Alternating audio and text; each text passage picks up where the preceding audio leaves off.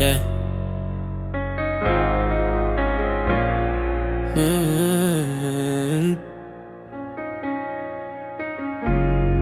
You can look perfect and still feel broken.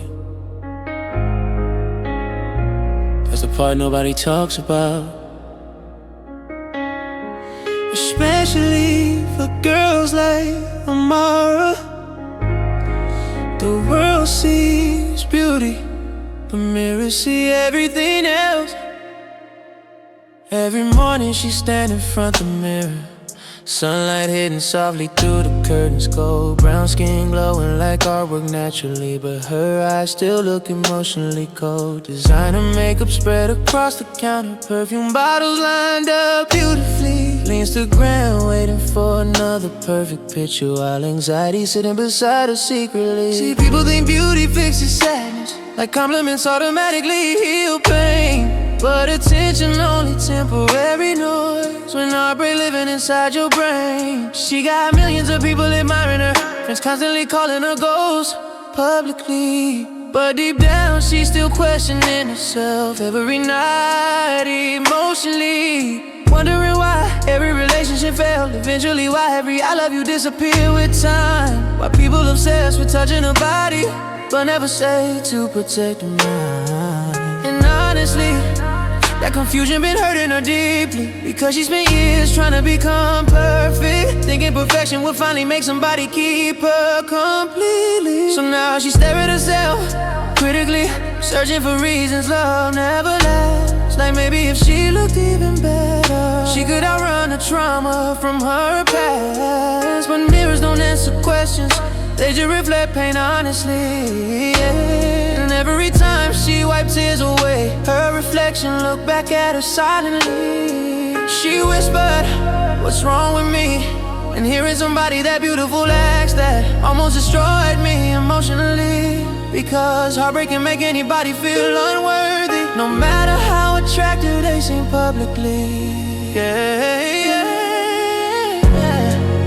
Mirrors don't heal, they only show what's there.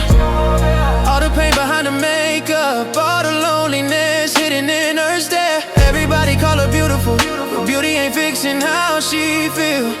And every scar left by heartbreak still visible when the lights get real. Yeah. Mirrors don't heal. Even perfect girls cry alone sometimes. The first night, she let me stay over. She moved around the apartment quietly, oversized t-shirt, bare face, glowing softly, but sadness still clinging to her energy. She caught me staring at her gently and laughed, like she felt uncomfortable somehow, then asked, do I still look pretty without everything on now, man? That question hurt more than she realized, because insecurity sound different when it come from somebody idolized. I walked over slowly behind her, hands resting soft around her waist, and we stood together in front that mirror. No silence filled the space. She looked at her reflection carefully, like she was searching for flaws to mention.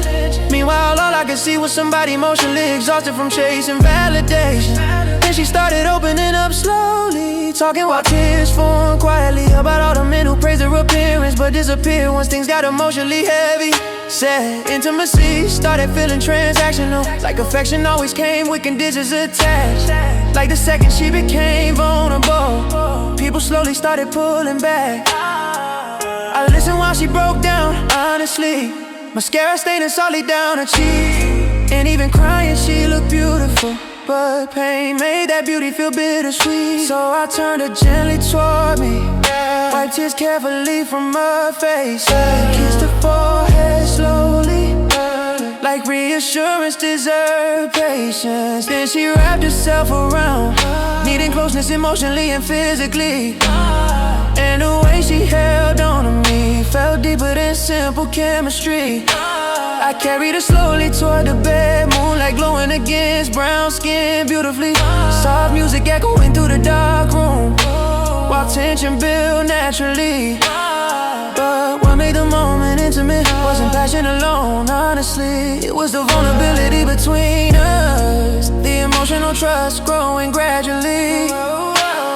Every Every kiss felt meaningful, every touch carried tenderness. Intentionally, like two lonely people discovering what safe affection feels like. Finally, she looked at me during it all, not with lust only, but with this quiet sadness mixed with hope. Like she wanted to believe somebody could love her completely. And afterwards she laid against my chest silently, tracing circles softly across my skin, then whispered something almost too quiet for the world outside to hear fully. Then she said I spent so much time fixing how I look. I forgot my heart needed healing too. God, that sentence stayed inside me permanently, because that's the reality for people like her. The world teaches beautiful women how to maintain appearances perfectly, but rarely teaches them how to recover emotionally. Mirrors can reflect your face clearly, but they can't repair broken trust. Can't heal abandonment, can't teach somebody how to love after damaging lust. That kind of healing require patience, require honesty and emotional safety, require somebody willing to stay even when vulnerability get messy. Now she changing.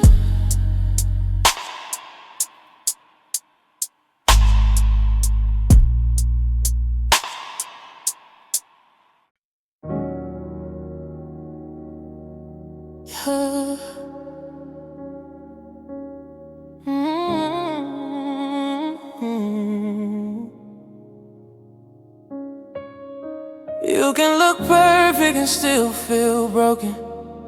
That's the part nobody talks about, especially for girls. Like a model, the world sees beauty, but mirrors see everything else. Every morning she stand in front of the mirror, sunlight hitting softly through the curtains gold, brown skin glowing like artwork naturally, but her eyes still look emotionally cold. Designer makeup sprayed across the counter, perfume bottles lined up beautifully, Instagram waiting for another perfect picture, while anxiety sitting beside her secretly. See, people think beauty fixes sadness, like compliments automatically heal pain, but attention only temporary noise when heartbreak living inside your brain. She got millions of people admiring her friends, constantly calling her ghost publicly, but deep down she's still questioning herself every night emotionally, wondering why every relationship fail eventually, why every I love you disappear with time, why people obsessed with touching her body but never stay to protect her mind. And honestly, that confusion been hurting her deeply, because she spent years trying to become perfect, thinking perfection would finally make somebody keep her completely. So now she stares at herself critically, searching for reasons love never lasts. Like maybe if she looked even better, she could outrun the trauma from her past. But mirrors don't answer questions, they just reflect pain honestly. And every time she wiped tears away, her reflection looked back at her silently. She whispered, what's wrong with me? And hearing somebody that beautiful lacks that almost destroyed me emotionally, because heartbreak can make anybody feel unworthy, no matter how attractive they seem publicly. Yeah, yeah. Mirrors don't heal, they only show what's there. All the pain behind the makeup, all the loneliness hidden in her stare. Yeah, everybody call her beautiful, but beauty ain't fixing how she feels. And every scar left by heartbreak, still visible when the lights get real. Mirrors don't heal. Even perfect girls cry alone sometimes.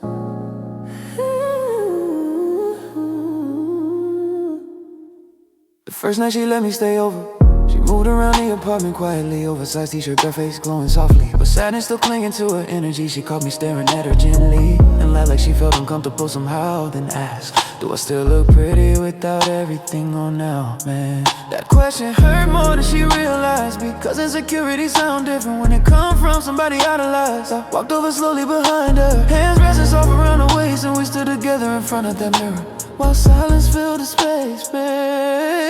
She looked at her reflection carefully, like she was searching for flaws to mention. Meanwhile, all I could see was somebody emotionally exhausted from chasing validation. Then she started opening up slowly, talking while tears formed quietly, about all the men who praise their appearance but disappear once things got emotionally heavy. Said intimacy started feeling transactional, like affection always came with conditions attached. Like the second she became vulnerable, people slowly started pulling back. I listened while she broke down honestly, mascara staining softly down her cheeks. And even crying she looked beautiful, but pain made that beauty feel bittersweet. So I turned her gently toward me, wiped tears carried from her face, and kissed her forehead slowly, like reassurance is her patience. Then she wrapped herself around me, needing closeness emotionally and physically. And the way she held on to me felt deeper than simple chemistry. I carried her slowly toward the bed, moonlight glowing against brown skin beautifully. Soft music echoing through the dark room while tension built naturally. But what made the moment intimate wasn't passion alone, honestly.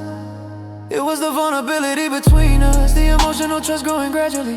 Every kiss felt meaningful, every touch carried tenderness intentionally, like two lonely people discovering what safe affection feels like finally. She looked at me during it all, not with lust only, but with this quiet sadness mixed with hope, like she wanted to believe somebody could love her completely. And afterwards she laid against my chest silently, tracing circles softly across my skin, then whispered something almost too quiet for the world outside to hear fully then.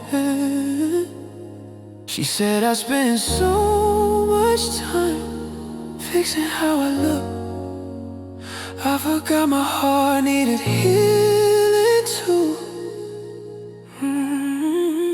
God, the sin stayed inside me permanently, because that's the reality for people like her. The world teaches beautiful women how to maintain appearances perfectly, but rarely teaches them how to recover emotionally. Mirrors can reflect your face clearly, but they can't repair broken trust. Can't heal abandonment, can't teach somebody how to love after damaging lust. That kind of healing requires patience, requires honesty and emotional safety, requires somebody willing to stay even when vulnerability get messy. Now she changing.